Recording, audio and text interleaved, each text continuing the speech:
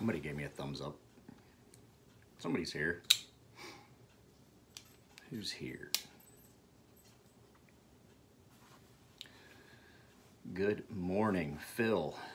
Just getting up and getting ready. I woke up in a fucking horrible mood. And I'm hoping that sometimes when I talk to you guys, it breaks my mood. If I'm in a bad mood. Some of the guys on the Fair and Forge chat saw. So I need to go back and tell them that maybe that customer wasn't the problem. Maybe it was me. There's a lot of times though that like I have customers that just, there are some customers that are just impossible to deal with. And so I've made it a policy that if it starts to get to where it detracts from things, that I just cut them loose. And we were talking about that in the group chat, and we're like, that's no way to make money. And I was like, you know, every once in a while, burning a bad customer is better than having to deal with a bad customer. Yes, I know I need money and things like that, but I also do know that there's limits of what I can. Morning, Robert, drinking a cup of coffee. I'm getting ready to head out the door too. I got a bunch of knives to refinish this weekend. I was talking to this customer, and this is how bad it was. Like, you guys know I don't make phone calls too often anymore. And I called the guy, and I was like, I'm refunding your money. And he was on speaker. And I can hear his wife in the background. We were talking about all the reasons why. I was like, look, I'm refunding your money. I'm gonna send your item back to you. I can't deal with this. And so I was on the phone with him, and I heard his wife in the background, like, see, that's why people don't like you. This is why we can't go to the, she was saying, this is why we can't go to restaurants that I like anymore. And I was like, oh, wow. She's like, you do this all the time. And so he told me to hold on to the knife. He's going to resend me the money. He said he's fucking going to pay the full price. I was giving him a discount on top of everything else. I was giving the guy a discount.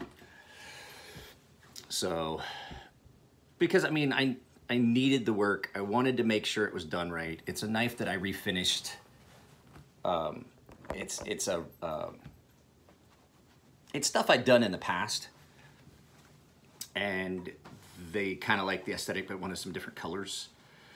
And so I was like, you know, yeah, I can do it, because I don't want my work, because it didn't look great when I saw it. And so I didn't want my past work to represent like that. So I was like, yeah, I'll do it. But the guy was like walking me down through, and finally I got to a point where I was discounting his price. I was like, I can't go any lower. I was like, I can't go any fucking lower. And so I have to do 2 falcons, the winged falcons. One of them is going to be green, which that guy, he and I talked, and I don't have any problem with him, but the other guy, he's got a falcon wing that he wants done blue and black. And I was, you know, I told him, is like, you know, that's a lengthy process. And then he wants, he wanted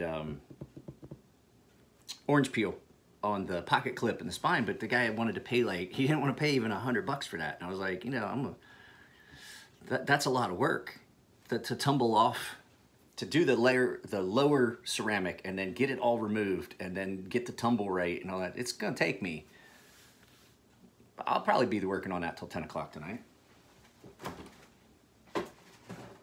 Is it taxing physical labor? No, not really, but I mean, it's still.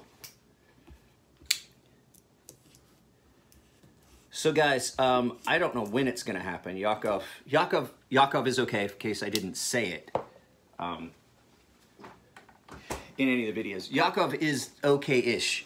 He got injured before he could leave Croatia, was in the hospital, that's why I couldn't get hold of him. And so, like I said, I wanted to think the best, just like I told him when I talked to him. I wanted to think the best, and I was, yeah, you got hit by a car. And so, he was at the hospital yesterday. And so Jakob and I were talking about stuff. So he's trying to get it set up. So you guys might want to, I'm going to try and figure out a way to video it. Hey, there you are. Jumpstart. I told him yesterday we could jumpstart them nerves in his legs by, I said, you hold a jumper cable in one hand, I'll stick the other one up your ass and we'll fucking turn you on, and that'll jumpstart your nerves. So anyway, Yakov and I were talking about it, and Yakov, we're gonna try and do a shared video feed with Mirko Krokop. Is that what you were saying? So we're gonna try and get that set up. So it probably is gonna be on Instagram, and I'm probably gonna screen record, try and find a way to screen record the whole thing so that I can put it on my YouTube channel. So yeah, it's gonna be, I'm thinking that we should do it on Instagram, and then I just screenshot it, and then I just try not, I'm just not gonna be able to copyright claim that video, because I'm sure he's got a ton of Instagram followers. So that's gonna be a busy feed. But it's not gonna be me interviewing him or anything. This is for a specific purpose. So if you guys wanna check that out, I'm sure that you should probably go and find Mirko's Instagram feed. I think it would make more sense to do it on Instagram, because then followers get notification. And then I just screenshot it and record it, and then I put it on Facebook. What's up, Sean? Oh, that'd work too. Well, I still want to do it on Instagram. We could maybe do FaceTime to set up and talk about, you know, see how he wants to talk about it before. But I think that doing it on Instagram after I thought about it would be better for what we're trying to do, because I'm sure he has a ton of followers. And it would be a way to tie my followers in on that too, because they'll see, if you do a live, if you go live with someone, you see there's a thing that says Mike Emler is live with Mirko Krokop, and then all of my subscribers will see that, or all of his subscribers will see that he's live, and then my subscribers will see it, and it'll just be better that way, I think. So this isn't gonna be all that long. I have to get ready to start going. There's a big ass mosquito. Mosquitoes are so bad right now. So, but I woke up in a foul mood. That guy had called me twice. The other guy I was dealing with, his isn't that big a deal. His text, I was in a bad mood by the time I read that second text, because I had to deal with the first guy. So, guys, I gotta tell you, it's tough. It's tough for both sides, and I get it, and I understand why. It's because customers get a feel for my business because it's a one-man show. And so they always talk to the same people, and it just seems so relaxed because you're dealing with the same guy every time, because I'm the only person. I'm the only person in this business for Crazy Sharp. I'm the only person at Crazy Sharp.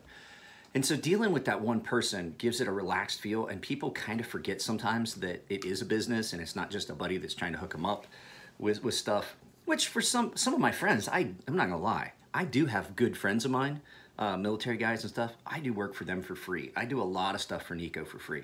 And it's because of the things that Nico does for me. And it's fair play. It's just stuff like this. I didn't buy this knife. I was making a knife for Nico. A guy had bought this knife. Nico said in lieu of paying me for that knife, he asked it was okay if we just took the Mordax and did it in trade. And I was like, absolutely. I've always wanted a Mordax. I never got to get a hold of one. I didn't want the button lock Mordax. It just was not, I wanted the original. And so those are the things like that. Like Nico and Matt, I do a lot of stuff with Nico and Matt that I don't charge them, because they're my buddies. We help each other. I hang out at Matt's house. Matt hangs out at my house. Nico comes down. Nico will be here today. And so those guys, yeah, either I do it real cheap, or I do it for free. And, you know, that's only fair. They do a lot of stuff for me. They help me out. Nico will, there's times where I'm like, Nico will show up on a Friday and I'm just busy and I'm like, fuck, I got to get all this done. I can't be here all day tomorrow. I've only got a couple. And Nico will take stuff apart, blast, get stuff masked off, like the lock bar insert removed, things like that. He doesn't have to do that. It's my business, but you know, so I get both sides of it. Yeah, it feels relaxed because it's just me, but then customers also have to think about the fact it's not just them. They get that relaxed feel, it's just this one guy, but then they forget the fact that, like, Dwayne Smotherman sent me a box with about 40 knives in it that I got to figure out. You know, some of them are for the channel, some of them for sharpening. I have to get those laid out for sharpening. Some of that stuff is done for that. I have customers, a lot of customers actually. And I got to looking at it and I think I just felt like it had gotten, like, things had really dropped off, but they haven't. Things are staying pretty constant. I'm constantly doing shipping and things like that. But it's just, you know, it's that thing that customers, when they always deal with the same person, it becomes relaxed and it feels like a friendly environment, which I want. But then they forget that they're not my only customer. That's where I run into problems, is people forget they're not my only customer and they want some preferential treatment. And I can't always do that. Like, I've had a lot of people like, hey, do you do a volume discount? And I was like, well, let's put it this way. I took 15 knives from Farron Forge and sharpened them on Thanksgiving and brought them back to them on Black Friday. And I did not give them a discount. So that volume discount, like, you've got to send me a lot of knives for me to get into something where I'm thinking about, like, giving a volume discount. It's going, I'm just kind of just blowing off some steam, drinking some coffee. I'm leaving in probably about another 30 minutes. I'm waiting as long as I can to take the dog out. I'm waiting until my wife gets up. Just drinking a cup of coffee. I love these little thermal cups. So, no, it's just, every once in a while I wake up and I start a live feed, and it's not so much that I want to interact with you guys, it's more of a sanity check.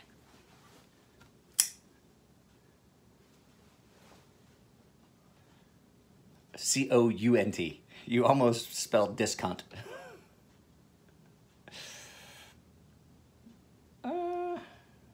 I'm gonna try and do a daily, like, just bullshit while I drink a cup of coffee.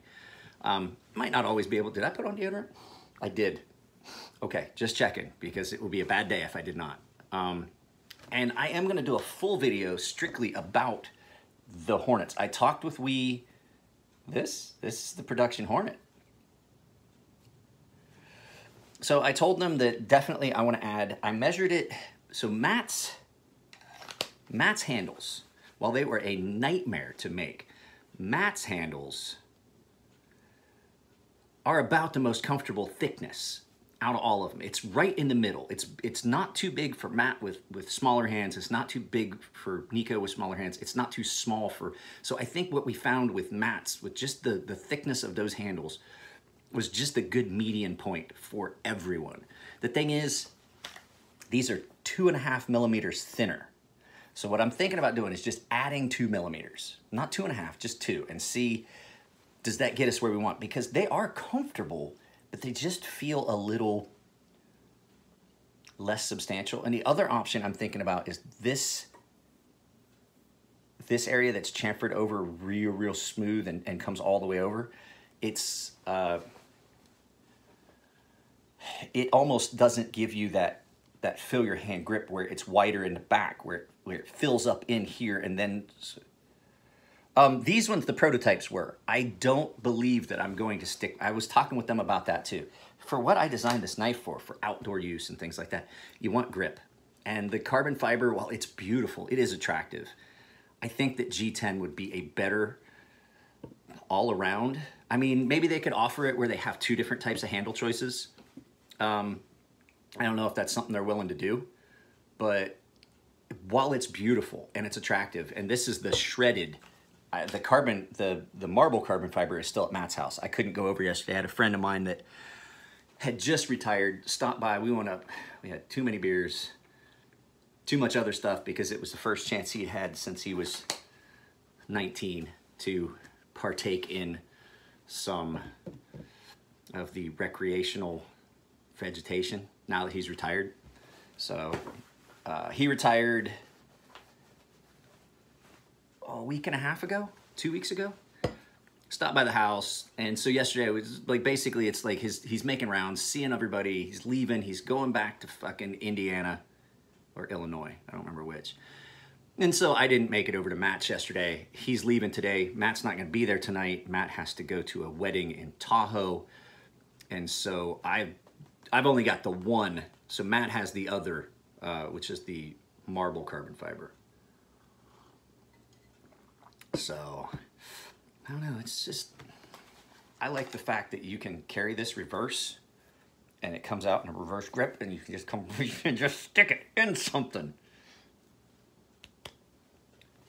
I've got it, so here, let me put this down here so you can guys see.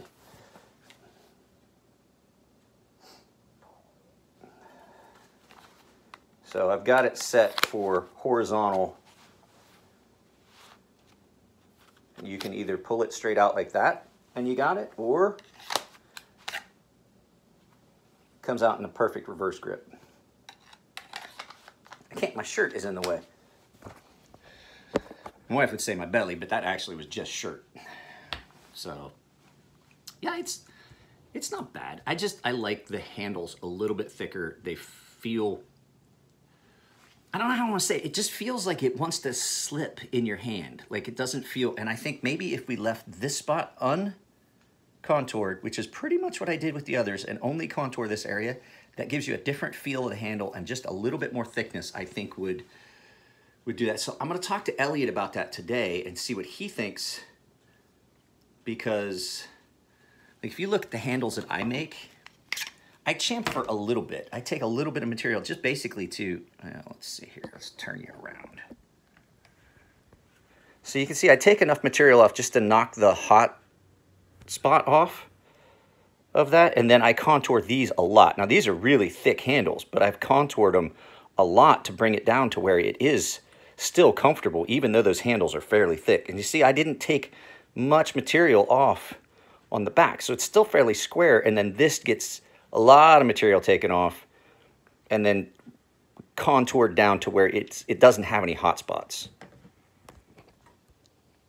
See what I'm saying? And then on this one, it's the same radius on the entire handle. And I think maybe if this was a little more square, that might just be a little bit more and just a little bit thicker. So I'm not gonna go the full 2.5. So, you know, I'm not gonna add 1 1/4 to each side. That's what I'm saying. It feels, they're the same size. Dimensionally, they are the same size. They're just thicker, and you get, especially this area back here where you want that flat and nice and square. Look, here's the thing.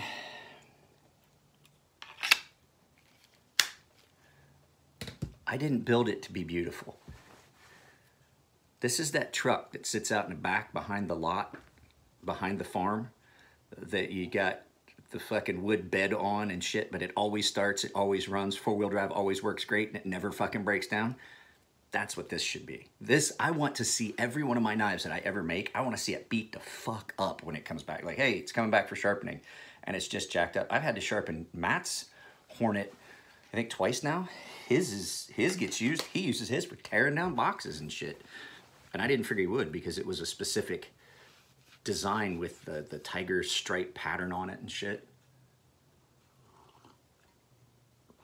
But, you know, that's what it was meant for. It was meant to be, I designed it because it would have been something I would have wanted in the field when I was still in the military, as opposed to like a K-bar that is just all round, it rolls around your hand, there's no index. Don't get me wrong, my Marine friends here, that I'm not at all knocking the K-bar. It is a gorgeous, fucking well-designed combat knife. But I want you to think, in modern history, how many times have people actually used their knives for combat? There's some onesies, twosies, but something like this that is sufficient for that purpose, but then also allows you to get in and do work like you would a typical field knife. It just happens to have the availability of it to allow you to you're not coming forward on this. If you stab someone with this, you are not coming forward. That jimping is there, and then there's that big finger guard.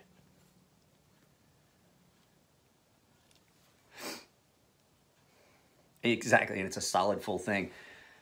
The other thing I was thinking about doing too is, if people want specific handles, I know how to make those handles. I have the hardware to make handles for those knives. I have the stuff, I'll have to do it. So if you wanted, say, you bought that knife and then you wanted, say, micarta handles, well, I could make you a handmade set of micarta handles that you could interchange. I mean, I already do it. So,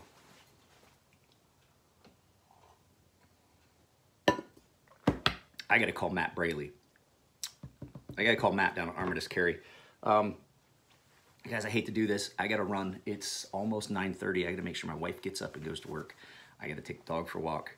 And then I've got to call Matt at Armitage Carry about a couple things. So there is a video that is going to premiere at 1 o'clock my time. I just finished getting it up and edited, and hopefully you guys like it. It's something cool, it's something neat. It's about a couple knives that came in that are gonna go on the channel, but they came in and they are kind of unique mechanisms, deployment and locking mechanisms. So guys, I gotta get off here. I gotta call Matt and go wake my wife up. I will talk to you guys a little bit later. I gotta take a shit too. So I'll talk to y'all later.